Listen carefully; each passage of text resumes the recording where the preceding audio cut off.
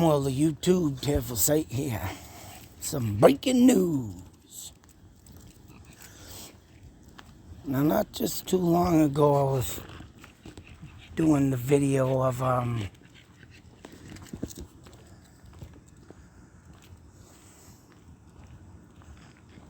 damn it, Maura Murray. And I was talking about, of course, one of the prime suspects that they literally eliminated from the case.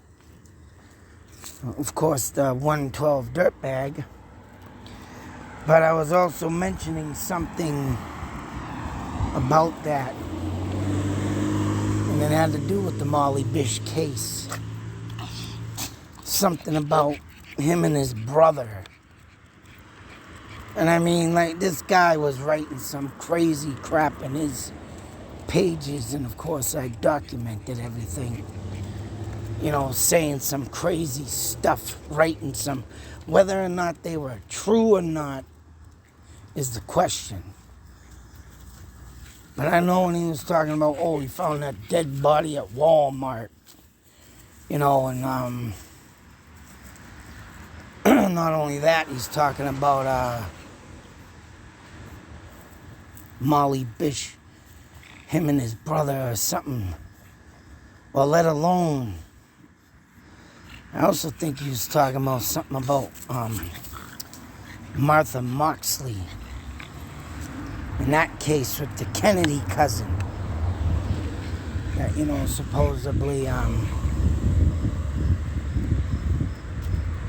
then you got the basketball player. I forgot the name of all that, but just the insane stuff that this man would write on his, you know, Twitter page, or, and I believe it was all, oh, and there was a house number, and I have it all up on, you know, my channel, YouTube channel, of all the stuff I covered on that 112 dirtbag. I mean, he even had like a house number, the 147 Club. And I got into that too, and that's where I think I read about that Walmart dead body found, and, you know, the cops are harassing him. But all in all, the Molly Bish case sticks deep into my head, and so doesn't his articles or what he writes of. I mean, whether or not he's obsessed with murder cases. And for him to do what he did, right, on the anniversary of one of the anniversaries, so-called, and made that video of, you know, Maura Murray and laughing, winks his eye, you know, the jackass he is. To even think, you know, and then he's got another channel up. I looked into him not too long ago. And I mean, I can't believe how many friggin' videos and stuff I covered on that case. Because it's just got so much stuff spawning off on it, especially when, you know, the 112 dirtbag has his own social media page, right? And writing and talking about all this crazy stuff. You know, if he didn't do nothing, why is he gonna put his 2 cents in? And, you know, why is he gonna put his 2 cents in? Why is he gonna make a mockery of this case? And why is he definitely gonna make it a joke? Because it's sick. And, right, nobody wants to listen to that kind of stuff or see that kind of stuff, you know, due to the fact that, you know, you can't find this person.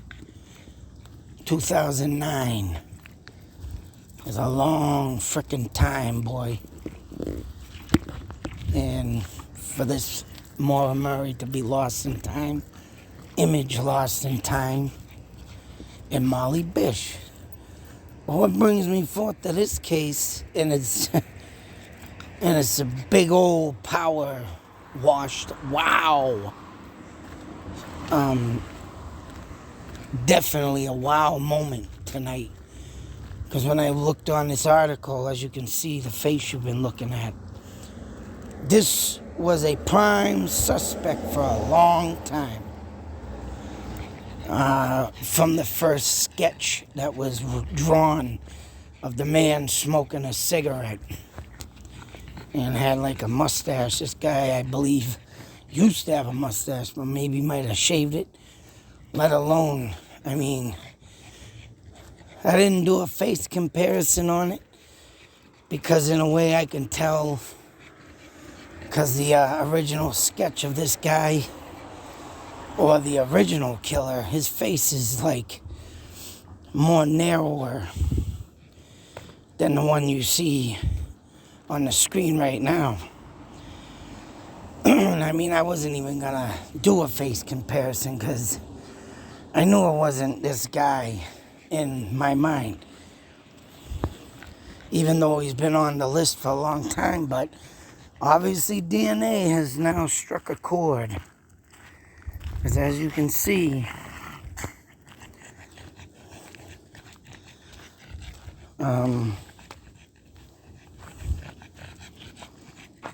Central Massachusetts, DNA tests and analysts in Molly Bish's homicide investigation do not match a sex offender who was named a person of interest last year in lifeguard's death. So this guy, he does have the pulled back hair and everything, but I got that image of that guy with the cigarette in his hand, you know, taking a drag type thing. I got an image in my mind, and I can tell right now that face is not his, because the bottom of the chin literally widens outward towards the ears. The guy in the picture, his chin, I want to say, was more narrower and pointier. But the hairlines is what obviously got them thinking he, of course, was the suspect. But obviously, DNA does not lie in this case. So it leads you back to the beginning, all the way back to the beginning. Oh man, and that is just a heartbreaking, wrenching piece of, you know, piece of life in general that you're just gonna have to take another stab to the heart, because this is not the guy. And someone was a violent section when he died in 2016. I don't want to look at his face no more, but as you can see, there's the words right there, and this came up today. So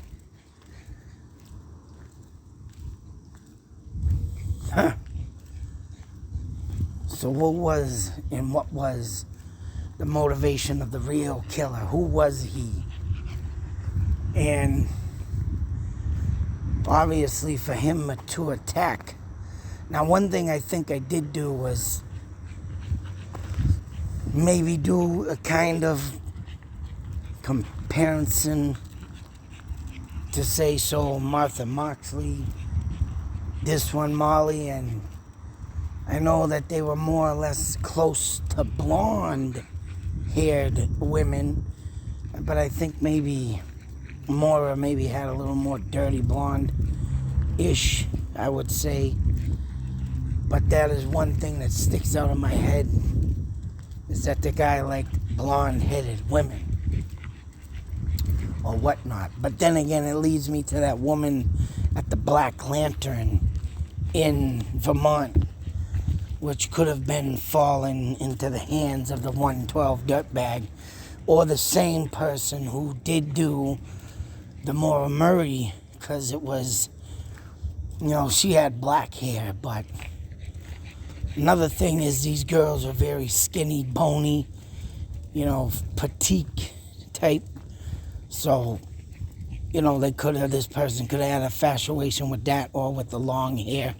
Whatever the case may be, you know, it's definitely tough to say, but they were all petite, small women. And say so athletic. So with that being said, whatever the case may be, whatever this guy was, whoever the real killer is, it makes it more very interesting now on this case. Because they thought they must have had something, but DNA, boy, is the key factor. And when you get catches like the Golden State Killer, well, them are the big cases you wish would get more publicity and more looked at with that DNA ancestry stuff. But a lot of cases ain't going that way now, are they? Say so, Delphi murders, Maura Murray. I'll tell you, it's very disturbing and in one part, and then it's very aggravating in another part. Because you wish, something would come up. You wish someone would be caught. And still here we wait, twiddling our thumbs with, things being stuck up in our butt. Because we don't have great, obviously, detectives today. Say so, like Mr.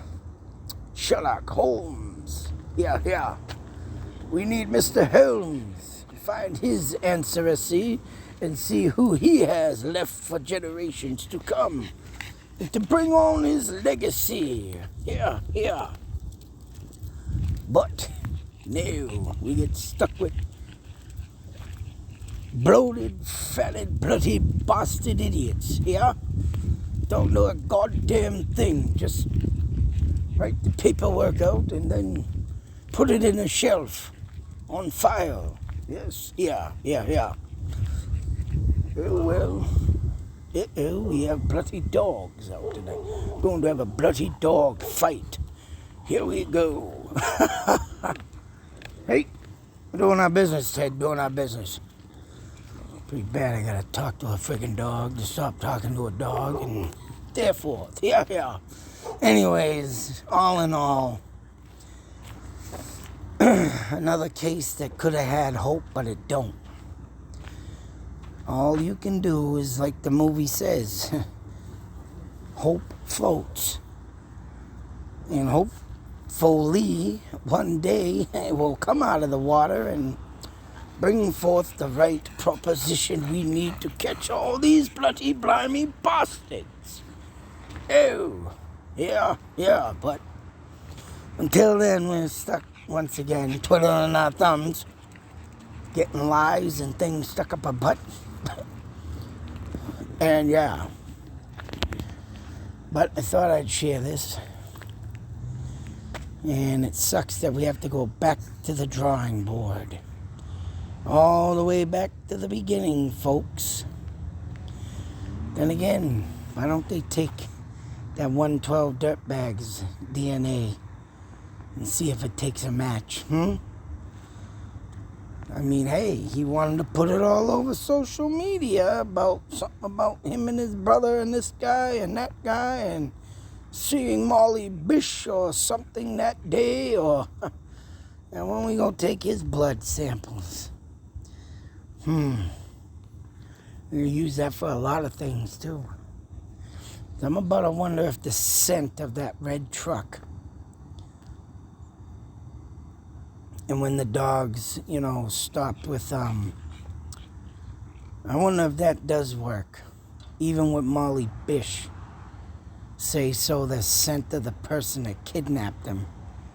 And if they do get a suspect, that their dog can go smell that scent, especially if they have a vehicle.